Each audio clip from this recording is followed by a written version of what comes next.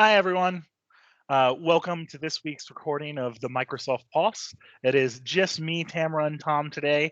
Jen is on vacation, which we are all super jealous of, but we will try to carry the weight in her absence this week.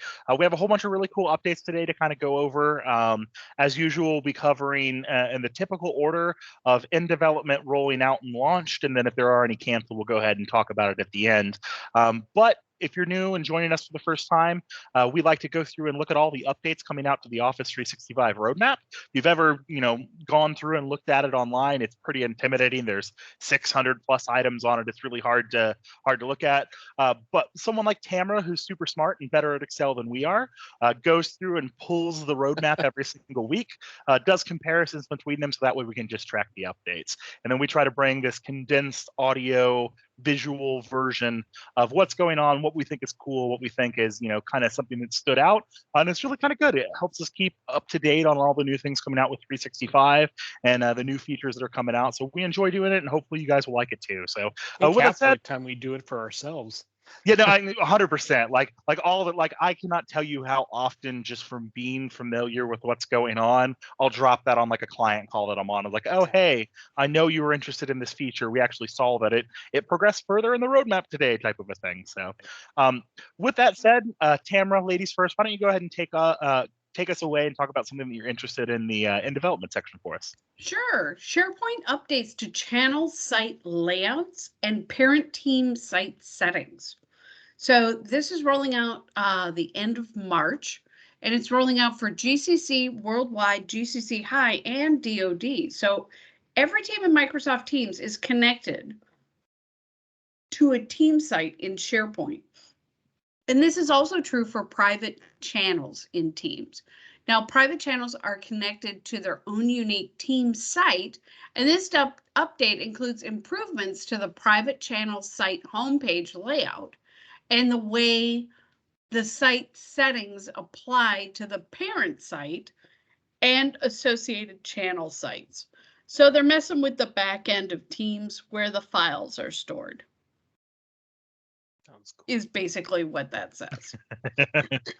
Anything else you want to highlight, or you want to toss it over to Tom for it No, on? not really, Tom. Tom, when she says toss it over, it's literally she's on the other side of the wall from me. Coming to you live from Plymouth, Minnesota. So Microsoft Stream, they are improving the audio quality with noise suppression for Stream on SharePoint. And this is something that they have done like in Teams to have noise suppression and things like that. Being able to bring that into Stream is going to make for better videos that you have, to where you've got less ambient noise, more focus on the actual words coming out of somebody's mouth. And what's nice about this is that when they're in this transition period of Stream Classic and Stream 2.0, as I've heard it called, the difference between what they had built out in Stream based on Azure had a lot of features, but when they started doing Stream in SharePoint, which was basically just a document library, they lost some of those things. You're now starting to see more and more changes coming out to Stream in SharePoint that brings up that level of compatibility between the two, which will make it easier to migrate the stuff out of Stream into Stream for SharePoint, which is what the plan is, and that's going to probably be my next migration project. And then a couple other things. One, in Excel, there's going to users can resize the formula bar and easily navigate. I don't do a lot of Excel, but it's always frustrated me when you've got this little tiny line that goes across the screen. Being able to make that formula bar a lot bigger, I think, is awesome. And something that I'm sure Tamara loves for GCC, GCC High, and DoD is that the ability to have the default settings when opening Office files in Microsoft Teams used to be that you'd open a file in Teams and it would always open in the Teams interface. Well, for commercial clients not too long ago, they actually put out a new feature saying, hey, you can pick whether you want it to be in the browser, the desktop client, or Teams. People are like, oh my God, this is so awesome. Well, they have finally now rolled that out to GCC, GCC High, and DoD. Not rolled out, coming in April. Yeah, hopefully coming to you in April. So Interestingly enough, we already have the rolled out multi-line Excel formula thing, because we look at the updates in Excel and I checked what Tom was talking. I can make mine bigger and have it be multiple lines. Sweet. So that was scheduled for March of this year. It's already March, and at least at Planet we have the feature apparently. So good. There you go. So Adam, what do you see? Yeah, there's a couple cool things. So first and foremost, kind of jokingly, but I'm sure there are some people that are going to be excited about this. I have told the story of me going to the OneNote presentation before where they did this, but Yammer has a dark mode coming out. People lose their junk over dark mode. I'm sure people are excited about that. But Yammer is going to have a dark mode coming out. So if you do use Yammer, and to be fair, I use dark mode on all of my applications because I think it's better sitting there staring at a screen the whole day than having like a white screen blinding me. So like I joke, but I use dark mode. So if my company heavily used Yammer, I'm sure I would like having a dark mode come out for it. And then there's actually a couple ones that I thought was pretty relevant to some of the stuff that I do. Probably the one that jumped out to me the most that I was excited about is the idea that they're going to have Microsoft 365 Compliance Center, what they're calling out-of-the-box assessments for non-Microsoft 365 assets. So the idea is I heavily use Compliance Manager for some of my customers. Like legit, that's like 3/4 of my job right now is going through premium assessments for DoD contractors, for HIPAA contractors, so on and so forth, and going through the assessments that Microsoft has put together. They're amazing, but they are also somewhat lacking for non-365 resources. Now, don't get me wrong, the 365 stuff is awesome. They will give you a checklist of the stuff that you should do, but you'll get to stuff like the incident response plan will be like, you should have an incident response plan. It's like, cool. Like, Okay. And then obviously there's also other stuff to consider. For instance, again, like when you go through, it's a fairly common thing in a lot of compliance features that they recommend having physical security safeguards. So if you're a DoD contractor, if you're a hospital for HIPAA, you probably want to have badge access for employees and stuff like that to make sure you're protecting your records. But it will just be broad generic statement that you should have that. The idea of the out of the box templates is common things like that you're going to see.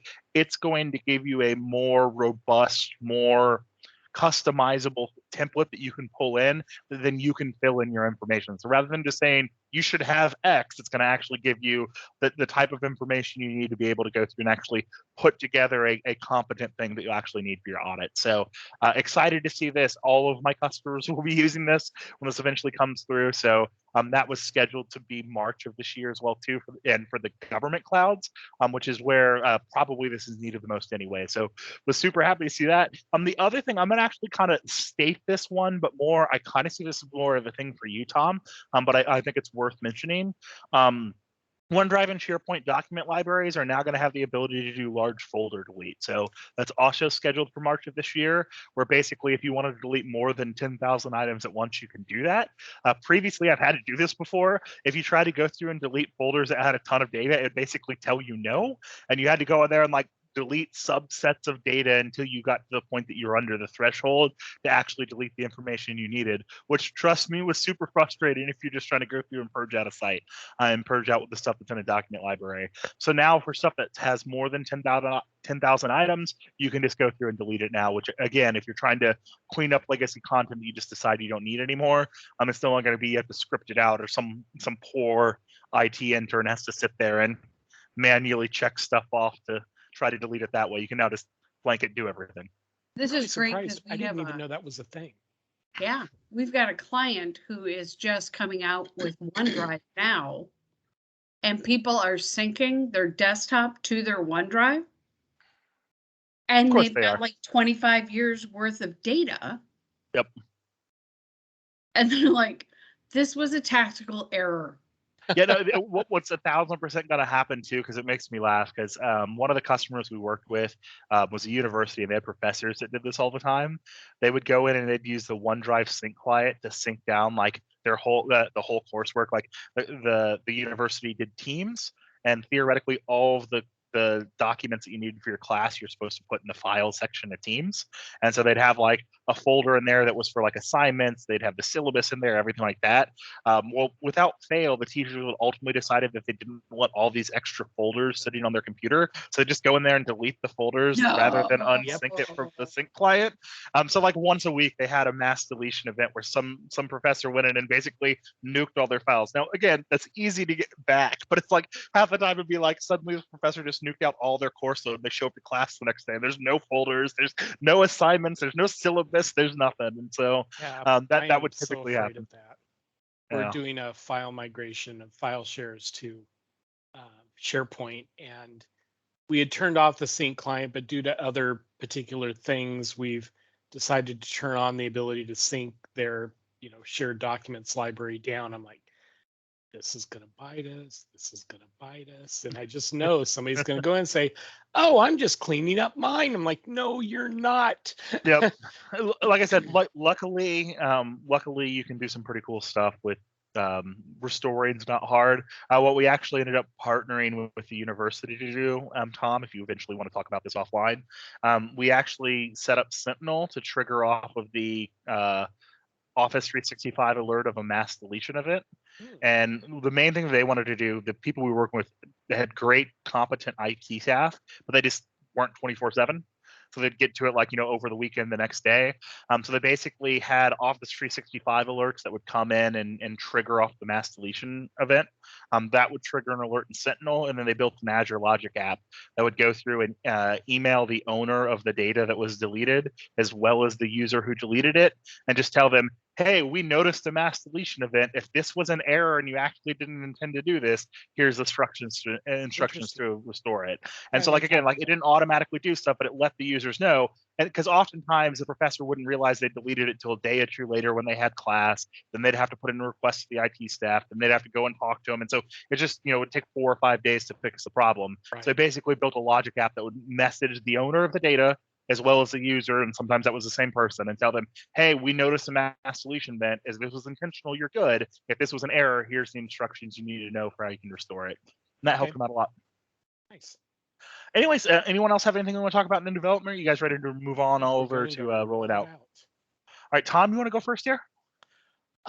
Sure. So a lot of these are ones that we've actually, talked about before. So going into in-depth doesn't necessarily make a lot of sense. However, there are some that I think are kind of cool, and I'll just mention them in passing. Outlook, time-sensitive emails in Play My Email, commonly known apparently as PME. So Play My Emails in Outlook's mobile will now identify potential time-sensitive and important emails to you and read them before the rest of your inbox. Again, great use of machine learning to look at it and say, this appears to have keywords that basically says you may want to read this before the rest of the dribble that's in your inbox. So I think that's really cool that it can now do that to you, and that rolled out in February. So you may or should be able to see that in your environment if you are using Outlook on your mobile device. There's also new content scenarios for My Feed web part in SharePoint.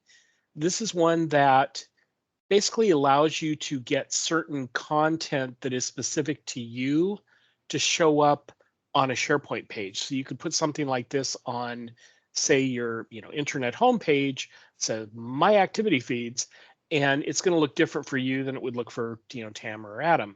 But the new content types that are added to the web part are suggested tasks, people highlights, meetings out of routine, and files shared in groups. So again, this isn't one of those feeds that you're going to be putting on every single page that you build on your site, but I think it's cool to kind of give some page customization, especially like on a homepage of a site, so people can see stuff that is relevant to them and not have to wade through to find the stuff that may not be relevant to them. It gives people a reason to come back to that homepage over and over and over again, where they might stumble across some of your other updates. Exactly. So that's a cool one. Again, rolled out in February, so you should be starting to see that in your tenant any day now, if you don't already have it. Tamara, anything you're interested in? I realize there's a lot of nerdy stuff in here, but there's a lot of nerdy. I read some of it and I'm like, blah, blah, blah, outside, blah, blah, blah, dinner. But something that did interest me is OneDrive and SharePoint for Business, which I didn't know we had SharePoint for Business. I thought it was all just personal use, because that's what I do on the weekends is SharePoint, because that's a hobby. But OneDrive and SharePoint, they're adding a library dropdown that's going to allow you to easily switch between multiple document libraries associated with a team or a site. So instead of having to go, oh, this library, and then go into the quick launch, go this library, and go all over the place, you'll just have a dropdown where everything will be easily accessible. And then Whiteboard on Windows revamp.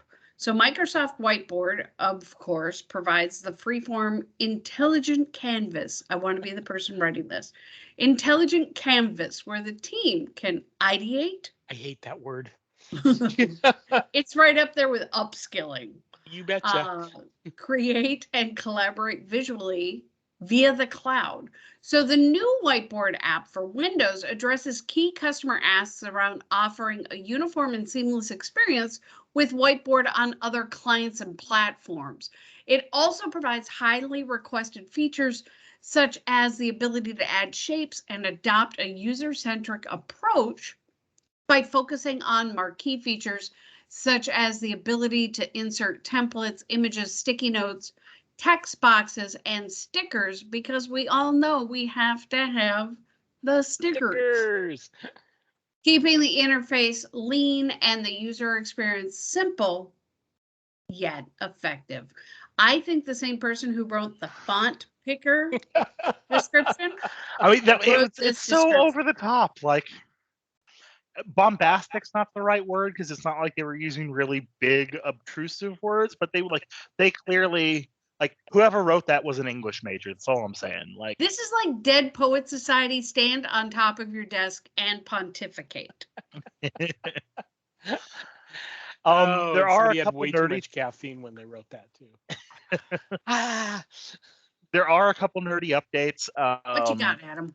So, there's quite a few stuff going on with Microsoft information protection.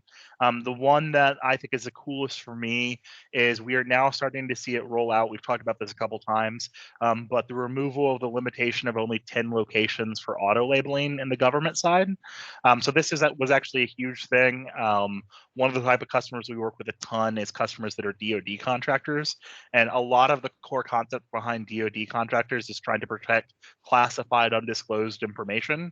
But that's a very big thing, because, like, unlike electronic healthcare information or credit cards, like, classified undisclosed information can be anything. Like, it can be someone's name, it can be a chemical formula, it can be, like, any number of things. But so you basically cannot write an algorithm to go through and try to detect this stuff. You're largely depending on having the correct labels applied to it. Yeah.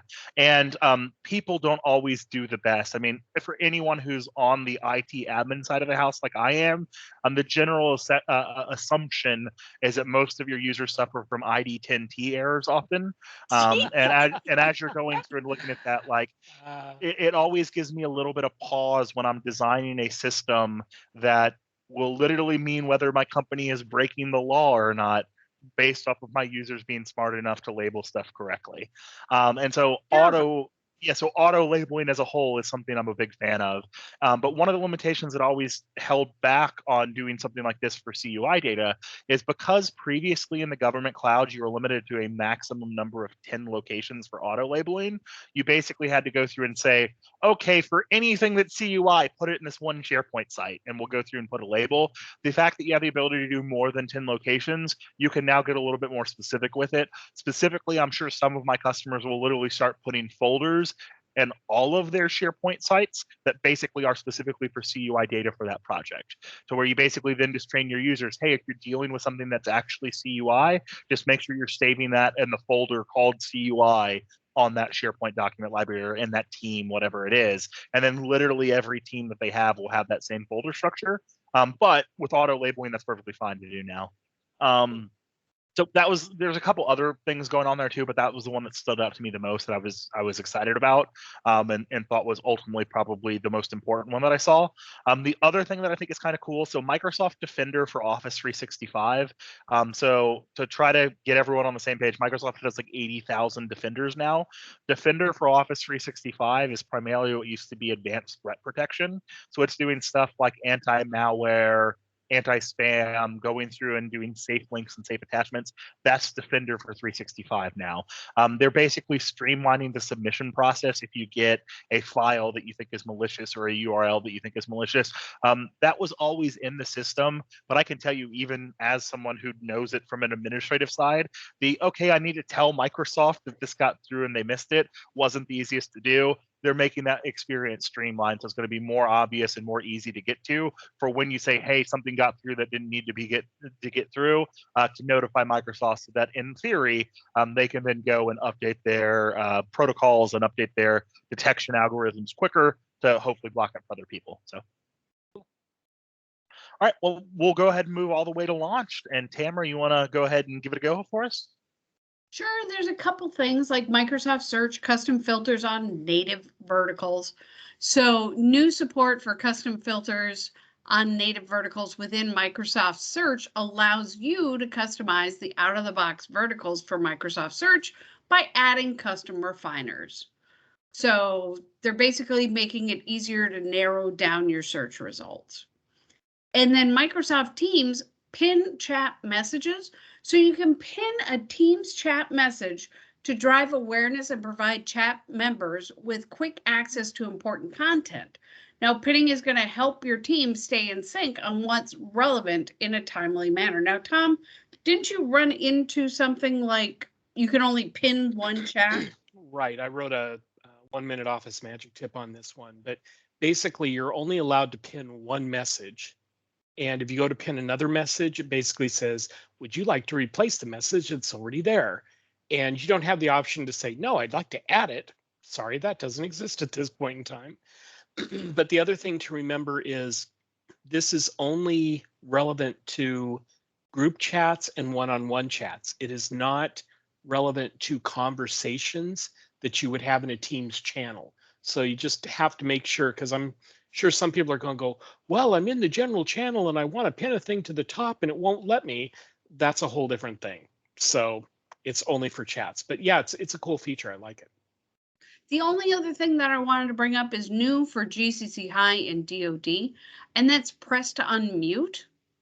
And so what you do is you press Control and the space bar if you're on a Windows machine. If you're on a Mac, it's Option and space. But that will temporarily unmute you in a meeting. So this is great for those environments where people are talking about classified information behind you, and you have to use a push to talk microphone because you're in a space with sensitive information. So you can leave your microphone muted for the meeting, and when you need to talk, just hit that control space or that option space. So I'm very excited that this is coming to DoD and GCC. Plus, I don't know about you, but nobody multitasks during a meeting. So nobody has Windows covering up the meeting screen ever. And so it's always easy to get to your unmute button. So the question is going to be, if you hit Control and space, but your Teams meeting is not the window you have selected, is it still going to work? Yeah, what happens? Good question. Guess we'll have to wait and see once the feature rolls out. Yeah, but that's all I had for rolling out. Tom? Okay. I just have a couple here that I'll mention. One, in Microsoft Lists, the board view. Yeah. Which I'm still waiting for it to show up my tenant, even though it says it's launched now. But this basically gives you, they call it viewing your list items in a board with swim lanes. I prefer to think of it as it gives you more of a Kanban-like experience where you have columns that you can then move your list item back and forth between columns like you would in a Kanban board. I think that's really cool. Looking forward to seeing that. I want to play with it a lot. And then another one that I saw out there too, if you're using Microsoft Viva and in Teams you're using like Praise, used to be, hey, I sent somebody a praise, great teamwork, rah rah, go. It was really hard to go back and say, hey, how many did I send? How many did I receive? Do I want to try to copy that down so I can tell my boss how cool I am come review time? Well, now the praise app in Microsoft Teams is designed to help recognize the effort. They can send the praise, all that's great. With praise history, users will be able to view their sent and received praise over the last 6 months. So again, I think that's good, especially for those days when you think, man, I am a freaking idiot. And then you can go out to praise history and go, oh, maybe I'm not so bad. Or you go out to praise history and go, yep, everybody must think I'm a freaking idiot because there's no history out there over the last 6 months. It's a give or take. But anyway, I think it's or good. you just that have an can go out and- organization that's not very engaging with the praise. There, let's go with that. I'm sure I'm not a complete idiot, even though I feel like it. So I have one super nerdy one for us. So this is actually a really cool feature. So Microsoft Defender for Endpoint, which is again one of those other defenders. Defender for Endpoint is essentially like antivirus and stuff, the stuff you're actually going through and putting on Windows machines. They're giving endpoint discovery as a thing that's going to become available for GCC and GCC High. Endpoint discovery is actually a pretty cool concept. The idea is basically that you will actually ingest your network logs from like a firewall or something like that you have at your office and go through and put that into Microsoft Endpoint Manager and Endpoint Defender, and it will actually go through and look for endpoints that you have that are on your network that aren't currently secured in Defender. And so the idea behind it is if you're an organization, you have people go into an office and there are machines that are connecting inside of your network that aren't being protected, this, by ingesting the logs of what's happening at your local network, will basically let you know. Cool feature. Right now, with everyone still potentially working from home and stuff, makes it a little bit more of a different use case. But even a lot of the companies that I work with that are more compliance focused and security focused, oftentimes they have VPNs and stuff like that set up, which 100% you could still ingest the logs from a firewall on your VPN and do the same thing. So it's a pretty cool concept, and the idea is supposed to be in the same way how like Cloud App Discovery has stuff to discover like cloud storage solutions that are being used on your network that you're not doing. If someone's using like a home laptop and using it on your network, but they're handling secure data, for company sensitive data, that's probably not something you want going on. Or even if it is okay that you're okay with them using it, you probably want to extend certain protections. So you make sure that in the event the laptop gets stolen or the person leaves or whatever, you have the ability to remote wipe company data off of it. So this is a tool that gives the ability for you to discover that information without having to go through and like interrogate users. It literally is just checking log data to see are there endpoints and other machines that are checking in that are not currently managed under my company profile. So kind of a cool feature. I think that pretty much wraps us up. Yeah. Cool. Well, this has been the there's updates nothing for the in Pulse. canceled. Yeah, no, cancel's free this week. Nothing going on there, so that's cool. I think we'll be flying without Jenn next week as well too, because she's still be enjoying vacation. So hopefully she's having a good time with that. She's packing for vacation right now. If she's packing for vacation right now, she'll knowing her, she's probably coming back from vacation whenever we record this next time when we're going through. But regardless, we appreciate you guys joining us. Hopefully you enjoyed the updates as much as we did. And until next week, we'll see you guys at the Pulse. Thanks. Bye, everyone.